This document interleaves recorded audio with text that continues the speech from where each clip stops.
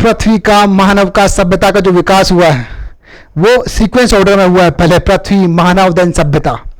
और पृथ्वी जो एक आग का भवक थी, गोला हुआ करती थी, वो आज एक सुंदर आदर्श ग्रह बन गई है मनुष्य के रहने के लिए। और मनुष्य जो कभी चिंपैंजी बंदर हुआ करता था, होमोसेपियंस का वंशज, आज एक सुंदर आकर्षक मनुष्य बन गया। और सभ्यता जो कहीं पत्थरों के बीच भटकती थी, आज एक एनरिच्ड हाईली सिविलाइज्ड सोसाइटी बन गई। हाईली सिविलाइज्ड सोसाइटी मींस विश्व में कई सभ्यताएं आज एक नई ऊंचाइयां छू रही हैं, जहां railway, bridges, aeroplane, transportation vehicle, बहुत सारी चीजें हैं। दोस्तों, मैं सर्वेश नागर Shri Aurobindo IAS YouTube channel पे आपका स्वागत करता हूं और आज हम इसी के बारे में पढ़ने वाले हैं। हिस्ट्री के अंदर ये थोड़ा और टॉपिक हो सकता है, लेकिन पृथ्वी, ह्यूमन बीइंग्स, देन सिविलाइजेशन, उनका जो चरण है हम उस पर ही बात करेंगे।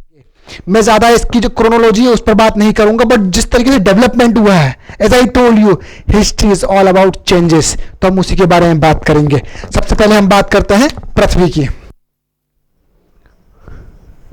पृथ्वी की, देन बात करेंगे हम ह्यूमन, मानव, ठीक है, और फिर उसके बाद करेंगे हम सभ्यता की। देखिए, शुरुआत तो पृथ्वी पर मानव आए और मानवों ने सभ्यता बनाई, सीक्वेंस यही है। देखो, पृथ्वी की हम जब बात करते हैं तो इसमें मैं बात करूंगा हेडियन। पहले मैं किसकी बात कर रहा हूं ये बता दूं। मैं पृथ्वी की उत्पत्ति से उन चरणों की बात कर रहा हूं जिन डिफरेंट फेज से होकर पृथ्वी ने मानव के लिए रहने लायक वातावरण बनाया या जीवों की उत्पत्ति के लिए वातावरण आया।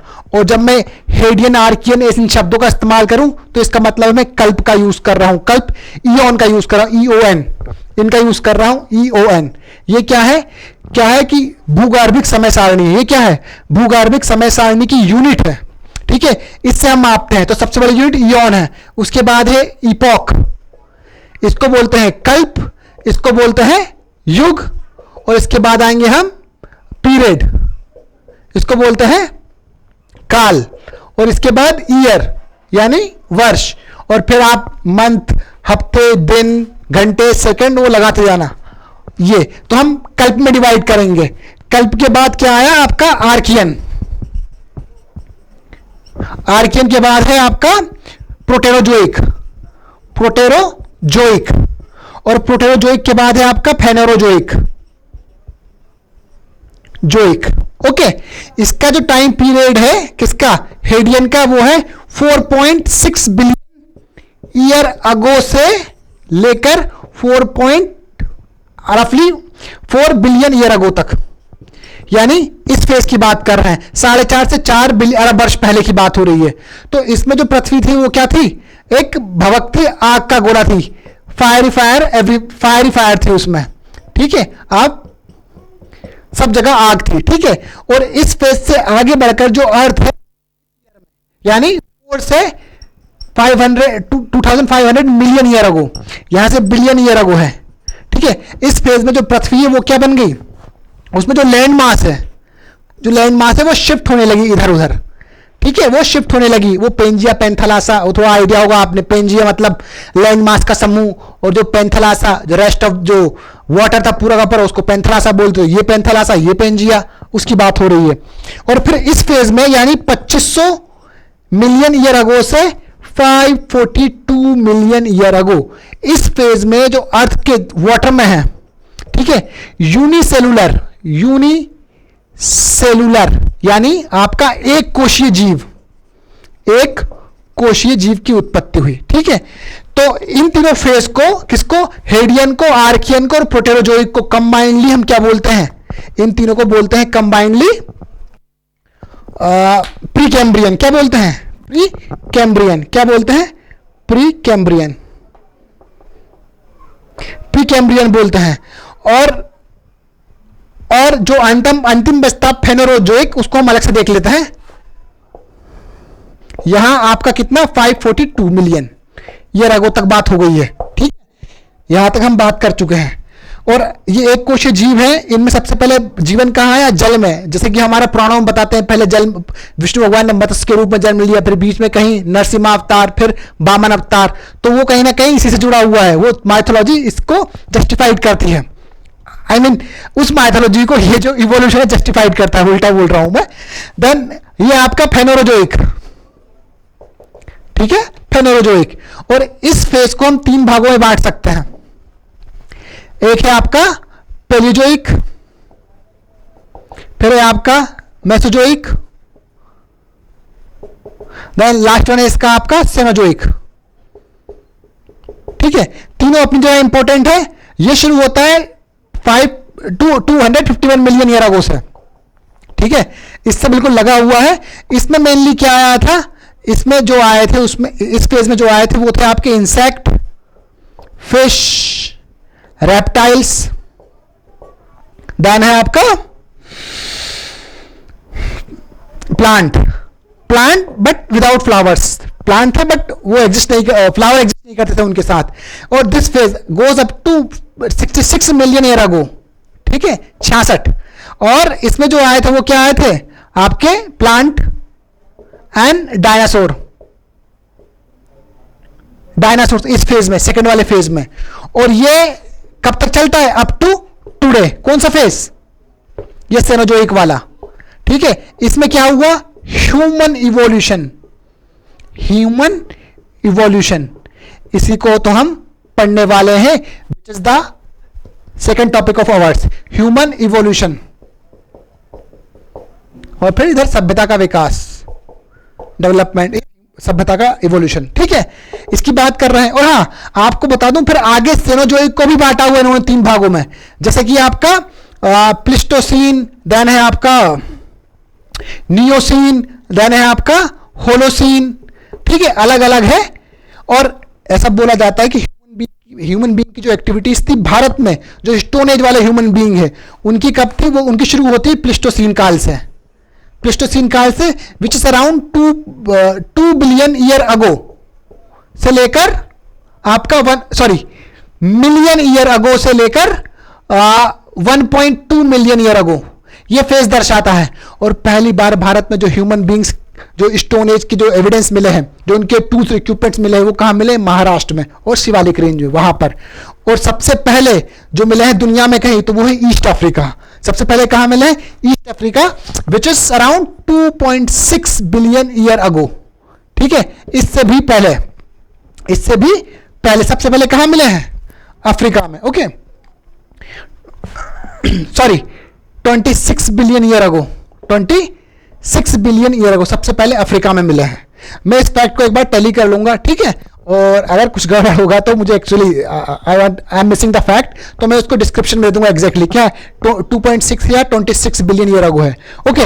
लेकिन ये सच है कि सबसे पहले जो स्टोन एज के एविडेंस मिले हैं, सबसे पहले मानव की एक्टिविटीज दर्ज की गई है, वो है ईस्ट अफ्रीका में, ओके। तो यहां पर हमने ये कर लिया है। तो सबसे पहले पृथ्वी मानव सभ्यता का उद्भव, फिर है आपका हेडियन को हमने इपोक में हमने जो आपकी इयोन है, जो इयोन आपके कल्प है, उनमें हमने इकाइयों में बांटा हुआ। सबसे पहले हेडियन, फिर है आर्कियन, देन है प्रोटेरोजोइक। इन तीनों को कंबाइंडली हम प्रीकैम्ब्रियन कहते हैं। उनकी हमने ईयर की बात कर ली है।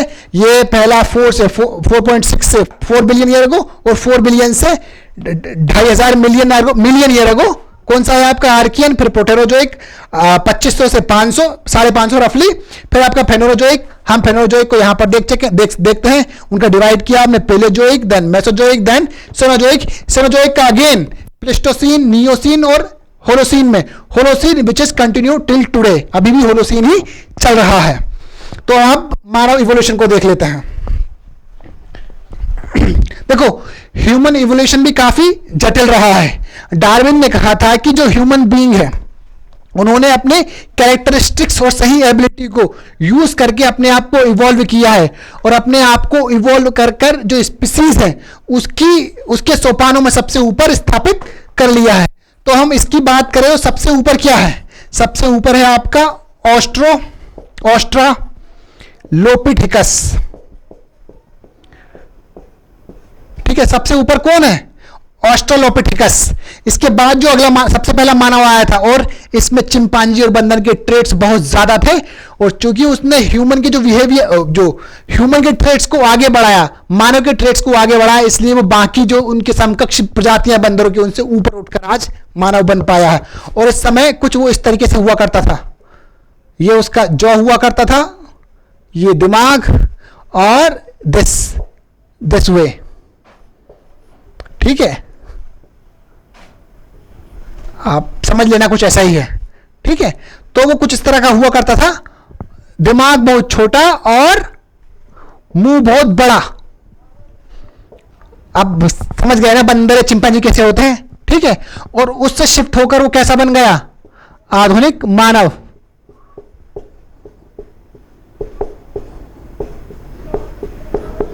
ठीक है, ये बन गया। और इसमें जो परिवर्तन आए हैं उन परिवर्तनों को भी देखेंगे। तो सबसे पहले दूसरा जो ह्यूमन बीइंग था वो कौन था, होमो हैबिलिस। कौन है, होमो हैबिलिस, ठीक है। Then third one is Homo erectus, आपका नियंडरथल। देन है आपका Homo sapiens which is the modern wise man, ठीक है, जिसके हम वंशज हैं, होमोसेपियंस। और ये कब था, अराउंड 10,000 के 10,000 साल पहले पहला आधुनिक मानव आया जिसके वंशज हम आज हैं। और पहला जो बुद्धिमान जीव था वो होमोसेपियंस था, इनकी तुलना में काफी एडवांस और एनरिच्ड, ओके, होमोसेपियंस। जब हम आगे की बात करते हैं इनके एवोल्यूशन में, तो इन होमोसेपियंस के बाद धीरे धीरे सब जो है स्टोन एज में परिवर्तन देखा जाने लगा। देखो, जब ये धीरे खड़े होने लगे और इनका दिमाग डेवलप हो गया, तो ये ना जो टूल्स है उनमें इनोवेशन भी करने लगे। फिर टूल जो आपको नवपाषाण काल में या मध्य पाषाण काल में, मध्य और नवपाषाण काल में दोनों में इनका टेक्नोलॉजिकल विकास दिखता है।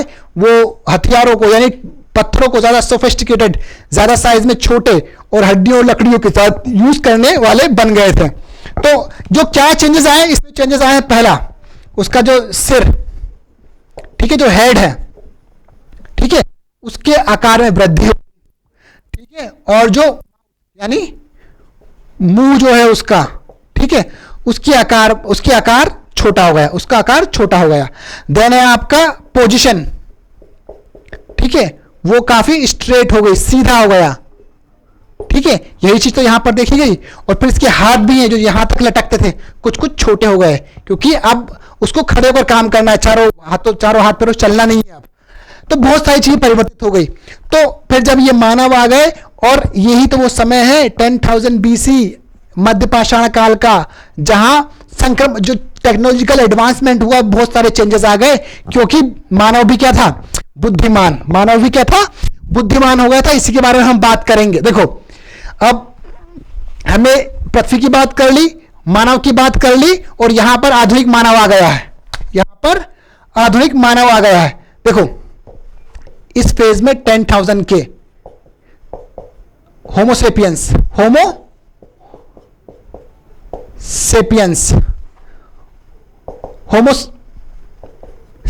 ठीक है, होमोसेपियंस यहां पर आ गए। और हमने अर्थ की बात कर ली 4.6, जब अर्थ की उत्पत्ति हुई इसकी बात हो गई है।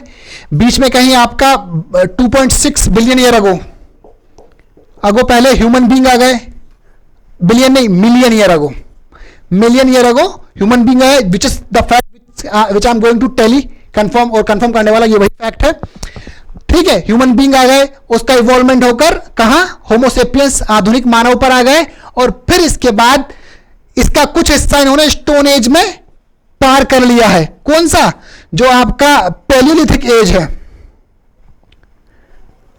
पैलियोलिथिक एज है, वो ऑलमोस्ट पार हो गया है। और इस फेज में जब ह्यूमन बीइंग है तो वो क्या है, मीसोलिथिक एज में। कौन सी एज में है, मीसोलिथिक एज में है, मीसोलिथिक एज में है। और इस फेज में जब हम जाते हैं तो हम इसमें क्या देखते हैं, स्टोन एज से आगे बढ़कर इन्होंने क्या किया, कॉपर का यूज किया, यानी तांबे से फिर आगे आकर इन्होंने किसका यूज किया, ब्रोंज का। ऑफ कोर्स कॉपर के साथ साथ स्टोन भी चलता रहा, ठीक है। Where the hell you come from, ठीक है, स्टोन का यूज भी चलता रहा, ब्रोंज, और यहां पर कांसे का यूज किया। और ये इंडस वैली सिविलाइजेशन वाला पीरियड है। और इसके बाद अंत में हम देखते हैं iron age which came into 600 century BC और इट कंटिन्यूड टिल टुडे। तो this was the whole sequence, earth, human activity, civilization rise. This how we are, this how we can conclude our lecture here. और हम देख सकते हैं कि iron का इतना यूज होता है कि हम 90% चीजों में कोई ना कोई आयरन और या मिश्रण के रूप में हम आयरन को देख सकते हैं. So stone age, copper age, bronze age, जो अलग अलग कालों के नाम दिए हैं, वो एक्चुअली जिस मैटर या तत्व की प्रधानता रहती है, चाहे वो इक्विपमेंट हो, चाहे वो यूटेंसिल्स हो, चाहे आपकी मशीनरी हो, anything which used is involve that matter, और उसी मैटर के नाम से हम उस सभ्यता का नाम दे देते हैं. तो आज का युग है आयरन एज, जो हुआ था 6th सेंचुरी BC में, but continue till today. Bronze age, copper age, हम इसके बारे में डिटेल में बात करेंगे जब हम आगे डिटेल में पढ़ेंगे स्टोन एज और Indus valley civilisation. So right now I am concluding my lecture right here. Thank you, see you again, have a good day.